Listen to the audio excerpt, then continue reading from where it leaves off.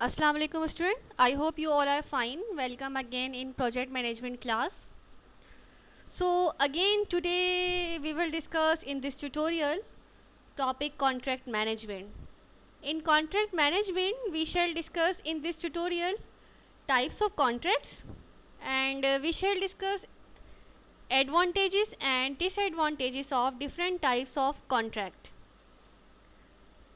Here are some kind of systems acquiring software from external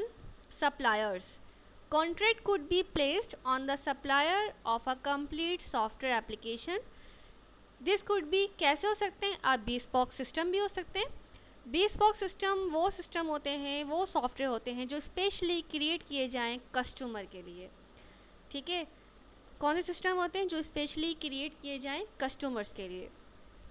Off the shelf system bought as is which you buy as is this is sometime referred to as shrink wrap software. Off the shelf software we can say is software that is ready made and available to lots of people. You usually pay a license fee to use it. Example Microsoft Office. Set है तो of the shelf system आपके readymade system हैं जो available हैं lots of peoples के लिए जो usually हम लाइसेंस पे होते हैं जो फ्री होते हैं लाइसेंस पे भी होते हैं माइक्रोसॉफ्ट ऑफिस की मैंने आपको एग्जांपल दी ऑफ द शेल सिस्टम में आप रेडीमेड होते हैं आप परचेज करते हो then customise off the shelf जिसे हम कहते हैं chords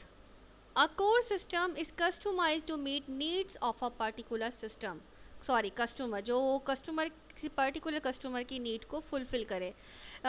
in simple words you can understand like custom software is specifically for the company according to the company's way of doing business while off the shelf software is readily available and not customized. तो customise off the shelf system जो है वो specially किसी organisation के लिए बनते हैं उसके हिसाब से कस्टमाइज होते हैं जबकि ऑफ द शेल ऐसे नहीं है जो कस्टमाइज नहीं होते जो अवेलेबल होते हैं हर एक के लिए जबकि customise off the shelf system क्या होते हैं किसके लिए बनते हैं स्पेशली ऑर्गेनाइजेशन के लिए बनते हैं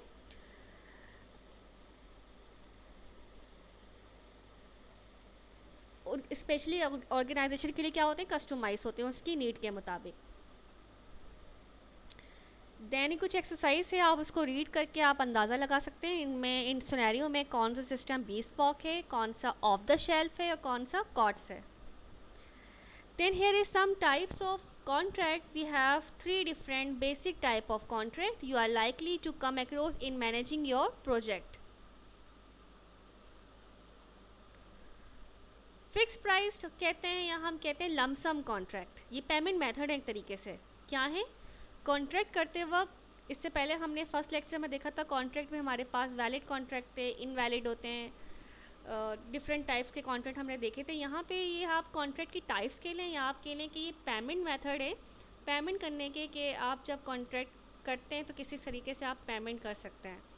क्या है फिक्स प्राइस और लमसम कॉन्ट्रैक्ट कहते हैं हम टाइम एंड मटेरियल जिसे हम कहते हैं T&M contracts third one is fixed price per unit deliver तो देखते हैं फर्स्ट क्या है हमारे पास फिक्स्ड प्राइस और लमसम कॉन्ट्रैक्ट इसमें क्या होता है आप अपने प्रोजेक्ट की एक प्राइस फिक्स कर देते हैं इसे हम कहते हैं लमसम कॉन्ट्रैक्ट उसी बेस पर आप कॉन्ट्रैक्ट को क्या करते हो साइन करते हो देन देखें यहाँ पे इसका फ़ायदा क्या है नॉन एक्सपेंडिचर कितना खर्चा होगा पता होता है सप्लायर को जो काम कर रहा होता है ठीक है आप सप्लायर को किस सेंस में लेते हैं सप्लायर जो है आपका वेंडर भी हो सकता है a supplier is called a vendor is also called a vendor is a person और company that provide good and और सर्विस टू अदर कंपनी ठीक है तो सप्लायर आप इस सेंस में लें अभी आपका क्या है जो काम कर रहा है उसको पता होगा कितना खर्चा है और वो क्या होगा मोटिवेटेड होगा कॉस्ट से कि इतने खर्चे पे मैं ये इतने पैसों पे इतने प्राइस पे मैं ये एप्लीकेशन ये प्रोजेक्ट डिज़ाइन कर रहा हूँ बट इसके डिसएडवांटेजेस भी हैं मे बी काम करते करते supplier will increase price to meet contingency क्या पता कुछ ऐसी कंटीजेंसी कंडीशंस आ जाएं कि सप्लायर प्रोजेक्ट में जिस फ़िक्स प्राइस पे काम कर रहा था, वो फ़िक्स प्राइस इनफ नहीं है। अगर हमें इंक्रीज़ करना है, क्वालिटी इंक्रीज़ करनी है प्रोजेक्ट की, तो पैसे भी इंक्रीज़ करने पड़ेंगे। अरे बातें, क्या पता मुझे कोई ऐसी टेक्नोलॉजी की नीड पड़ जाए जो मुझे अपनी एप्लीकेशन में ऐड करनी है, लेकिन वो टेक्नोलॉजी मैं ऐड करती हूँ तो मेरे प्राइस जो हो जाएंगे वो हाई हो जाएंगे, और मेरा प्राइस जो तय हुए थे वो फिक्स थे इस एप्लीकेशन को बनाने के लिए, इस प्रोजेक्ट को बनाने के लिए। तो यहाँ पे क्या है, डिसएडवांटेज है सप्लायर के लिए। डिफ़िकल्ट भी है मॉडिफाई करना रिक्वायरमेंट्स को, क्योंकि एक फ़िक्स प्राइस पे एक मुआहदा हुआ है, किसी प्राइस पे एक प्रोजेक्ट को डिज़ाइन करना है, तो डिफ़िकल्ट होगा मॉडिफाई करना रिक्वायरमेंट्स को। इसमें प्रेशर पड़ेगा। Threat to the system quality पे भी थ्रेट एंड कंडीशंस अकर हो जाएंगी। ज़ाहिर बात है फिर क्वालिटी पे कॉम्प्रोमाइज़ जाएगा, क्योंकि हमें उन्हीं प्राइस में प्रोजेक्ट को डिज़ाइन करना होगा, तो ज़ाहिर बात है क्वालिटी फिर इफ़ेक्ट करेगी। Then the second one is time and material contract. Time and material contract के एडवांटेजेस क्या होंगे हमारे पास? इजी टू चेंज रिक्वायरमेंट, हम वक्त के साथ रिक्वायरमेंट को चेंज कर सकते हैं। फॉर एग्जांपल, मैंने एक न्यूज़पेपर मुझे डिज़ाइन करना था, उसको एडवर्टाइज़ करना था मार्केट में, मैंने डिज़ाइन किया, एडवर्टाइज़ किया, लेकिन आफ्टर 1 ईयर मैंने उसको क्या करना है, या आफ्टर 2 मंथ मैंने उसकी प्रिंटिंग को चेंज करना है, तो मैं चेंज कर सकती हूँ उसको प्रिंटिंग को टाइम, क्योंकि अब जो टाइम है वो डिजिटल प्रिंटिंग का आ गया है। पहले टाइम डिजिटल प्रिंटिंग का नहीं था, तो मैंने अब उसको चेंज करना है अपने न्यूज़पेपर को डिजिटल प्रिंटिंग में, तो I can easily change it. Lake of price pressure का नहीं होगा मेरे पास, और एस्टीमेट ऑफ ओवरऑल कॉस्ट, ठीक है, प्रिमली एस्टीमेट होगा ओवरऑल कॉस्ट का। लेकिन इसके डिसएडवांटेज भी हैं। कस्टमर जो है ना वो absorb all the risk associated with poorly defined और चेंजिंग रिक्वायरमेंट। जो रिक्वायरमेंट चेंज हो रही है ना, कस्टमर ने एक मैगज़ीन को पब्लिश करने को कहा था, मैंने वो मैगज़ीन तैयार किया और मैंने पब्लिश कर दिया, लेकिन मैंने देखा कि मैंने तो पब्लिश कर दिया है, लेकिन एक नई टेक्नोलॉजी इनोवेट हुई है, वो कहती है कि डिजिटल प्रिंटिंग ज़्यादा इनोवेशन रखती है, ज़्यादा अट्रैक्टिव है। तो मैंने क्या किया, उसको डिजिटल प्रिंटिंग में प्रिंट करा दिया उस न्यूज़पेपर को। तो अब क्या है, कस्टमर एब्जॉर्ब नहीं कर पाता इस चीज़ को, ठीक है। ये जो रिक्वायरमेंट चेंज हो रही है ना, इस चीज़ को एब्जॉर्ब नहीं, क्योंकि टाइमली मैंने क्या किया, टाइम के मुताबिक, जैसे यहाँ पे लिखा हुआ है ना टाइम एंड मटेरियल, मैंने अपने मटेरियल को चेंज कर दिया अकॉर्डिंग टू द टाइम, लेकिन कस्टमर इसको एब्जॉर्ब नहीं कर पाता चेंजिंग को,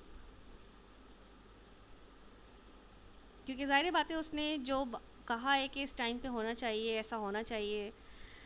अट्रैक्टिव भी होना चाहिए, लेकिन उसके ज़ाहिर बात है जब मैं उसको अट्रैक्टिव करूँगी तो उसकी प्राइस भी इंक्रीज़ होंगे उसके, ठीक है। लेकिन बेनिफिट भी है कि आप टाइम के साथ, कोई लिमिट नहीं है, अगर आप टाइम के साथ उसको चेंज करना चाहें तो आप चेंज भी कर सकते हैं। Then the third one is fix price per unit delivered. अगर आप एक फ़िक्स प्राइस बना दें कि डिज़ाइन में इतनी कॉस्ट लगेगी, इम्प्लीमेंटेशन में इतनी कॉस्ट लगेगी, टोटल कॉस्ट ये होगी, तो इससे बेनिफिट होगा। ये स्ट्रक्चर दिया हुआ है छोटा सा, ये किस तरीके से आप कैलकुलेट कर सकते हैं फंक्शनल पॉइंट। इसका एडवांटेज क्या है, customer understanding of how price is calculated. Customer की अच्छी अंडरस्टैंडिंग हो जाएगी कि उसने अगर इतने पैसे लगाएं इस प्रोजेक्ट को बनवाने में, तो इतने पैसे कैसे डिस्ट्रीब्यूट हुए हैं, डिज़ाइन पे कितने पैसे लगे, इम्प्लीमेंटेशन पे कितने पैसे लगे, और ओवरऑल एस्टीमेट क्या निकला है, ठीक है। तो उसको एक कंपैरेबिलिटी बिटवीन डिफरेंट प्राइसिंग स्केड्यूल मिल जाएगा। देन द डिसएडवांटेज क्या है, difficulties with software size measurement may need independent FP counter. बहुत डिफ़िकल्ट हो जाएगा सॉफ्टवेयर साइज़ को मेजर करना, क्योंकि हर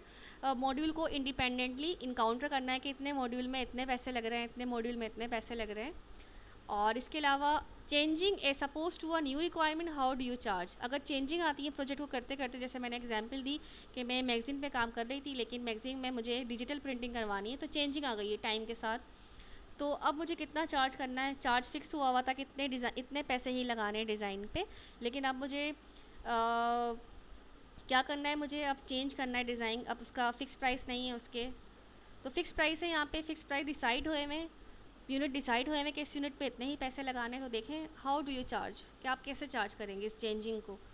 तो मसले तो होते हैं, लेकिन एडवांटेजेस भी हैं हर पेमेंट मेथड के। आई होप ये एक लेक्चर स्लाइड क्लियर हो गई होगी।